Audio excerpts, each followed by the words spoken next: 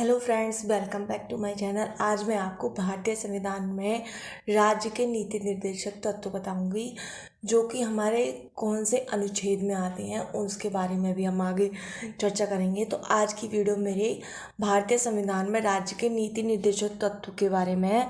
तो आइए हम आगे पढ़ते हैं।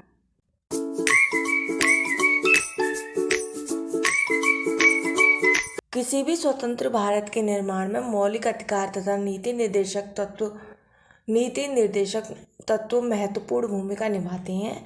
राज्य के नीति निर्देशक तत्व directive principle of state policy जनतांत्रिक संवैधानिक विकास के नवीनतम तत्व हैं। इसमें बताया है कि जैसे कि हम जानते हैं कि भारत जो है हमारा इंडिपेंडेंट कंट्री है, तो उसमें मौलिक अधिकार में नीति निर्देशक तत्व जो है बहुत अच्छी भूमिका निभाते हैं।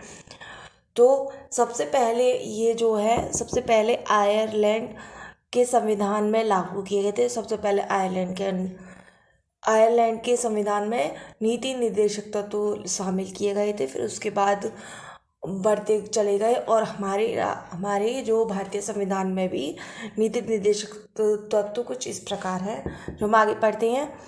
ये तत्व हैं जो संविधान के विकास के साथ ही विकसित हुए हैं। इन तत्वों का कार्य जन कल्याणी राज्य व वेलफेयर स्टेट, मतलब कि एक अच्छा स्टेट बनाने की स्थापना होती है। नीति निर्देशक तत्वों का कार्य क्या होता है? एक जन कल्याणी राज्य की स्थापना करना होता है। सबसे पहले हम आगे पढ़ेंगे भारतीय संविधान के जो नीति निर्देशक तत्व हैं वो किस अनुच्छेद में आते हैं और उसमें क्या क्या होता है। तो हमारे भारतीय संविधान के अनुच्छेद 36 से लेकर 51 के अनुच्छेद में भारतीय नीति निर्देशक के तत्व शामिल किए गए हैं।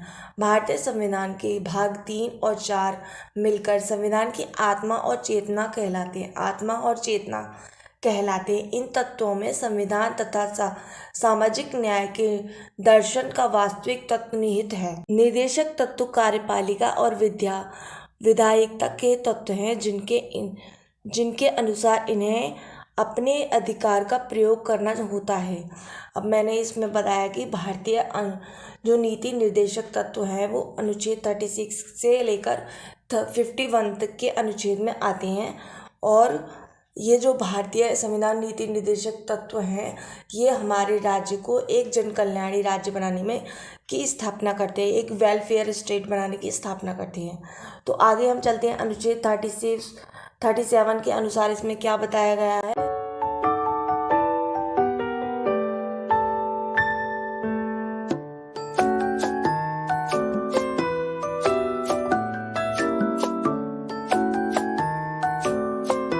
तो 37 अनुच्छेद के अनुसार यह बताया गया है, ये तत्व किसी न्यायालय में लागू नहीं करवाए जा सकते। ये तत्व वैधानिक न होकर राजनीतिक स्वरूप रखते हैं तथा मात्र नैतिक अधिकार रखते हैं। वे ना कोई वैधानिक बाध्यता ही राज्य पे लागू करते, ना जनता हेतु अधिकार कर्तव्य। वे मात्र जो है राज्य के लिए ऐसे सामान्य निर्देशक हैं कि राज्य की कुछ ऐसे कार्य करें जो राज्य की जनता के लिए लाभदायक हों। तो इसमें बताया गया है ये कहीं भी न्यायालय में लागू नहीं किए गए हैं।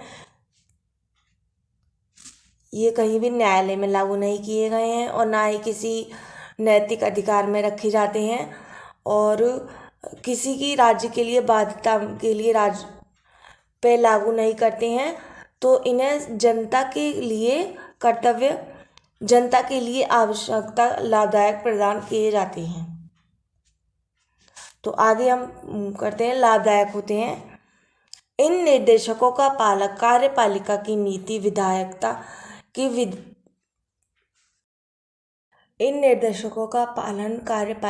नीति तथा विधायकों की विधियों से हो सकता है। इसमें अभी तक 4 संशोधन हो चुके हैं। 4 जो संशोधन इसमें हो चुके हैं। 4,24,486 DPSP के कार्यान्वयन के लिए कदम उठाए गए हैं। वह कदम कौन कौन से हैं हम पॉइंट वाइज पढ़ते चले जाएंगे।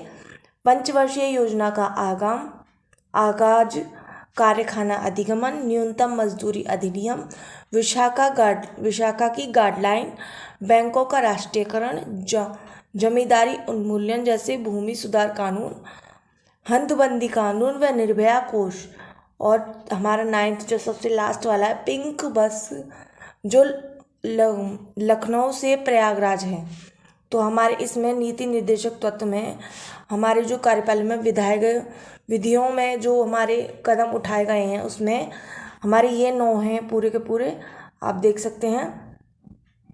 तो आगे हम चलते हैं कि भारतीय नीति निर्देशक तत्व संपादकीय क्या करें। और अब इसमें बताएंगे कि अनुच्छेद 37 से लेकर 51 तक जो भी अनुच्छेद हैं वो कौन कौन से नीति निर्देशक तत्व है, ये इसमें हम आगे पढ़ेंगे। जैसे कि मैंने इसमें बताया गया है कि सबसे पहले हमारा अनुच्छेद है 36 और उसका वर्गीकरण है। राज्य की परिभाषा का वर्णन किया जाता है। 36 अनुच्छेद में राज्य की जो परिभाषा है उसका वर्णन किया गया है। और 37 अनुच्छेद में हमारे इस भाग में अंतर्वृष्टितीय तत्वों का लागू होना अनिवार्य है। ये न्यायालय द्वारा अपरिवर्तनीय है।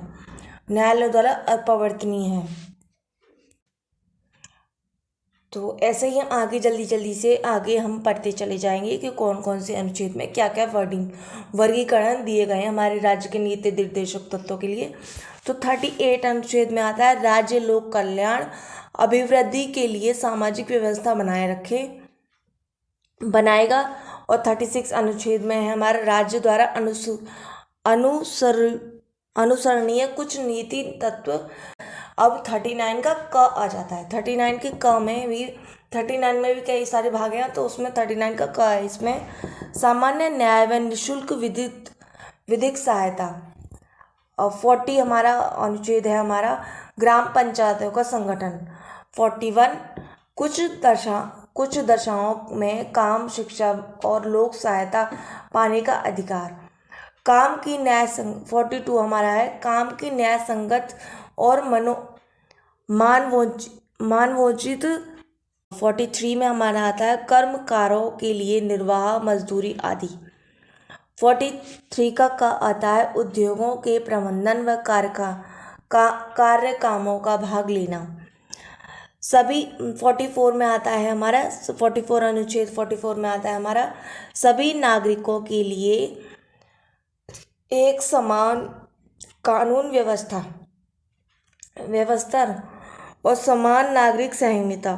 45 के अनुच्छेद में हमारा आता है बालकों के लिए निःशुल्क अनिवार्य शिक्षा का उपवन।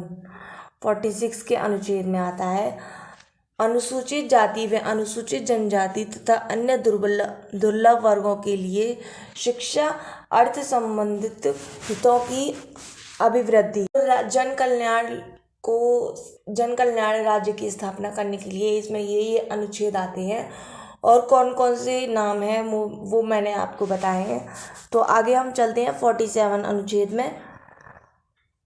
पोषाहार स्तर और जीवन स्तर को ऊंचा करने तथा लोक स्वास्थ्य को सुधार करने के लिए राज्य का कर्तव्य। 48 अनुच्छेद में हमारा आता है कृषि और पशुपालन का संगठन। 48 के क में आता है पर्यावरण संरक्षण और संवर्धन और वन्य जीवों की रक्षा करना। 49 के अनुच्छेद में आता है राष्ट्रीय महत्व के समस्मारकों स्थानों और वस्तुओं का संरक्षण देना। 50 अनुच्छेद में हमारा आता है कार्यपालिका की न्यायपालिका का पृथक्करण। 51 हमारा जो लास्ट अनुच्छेद है उसमें बताया कि अंतर्राष्ट्रीय शांति और सुरक्षा में अभिवृद्धि। इसमें मैंने आपको राज्य के नीति निर्देशक तत्व के कौन कौन से अनुच्छेद हमारे इसमें आते हैं राज्य को एक जन कल्याण बनाने के लिए, तो वो मैंने आपको अनुच्छेद बताए हैं।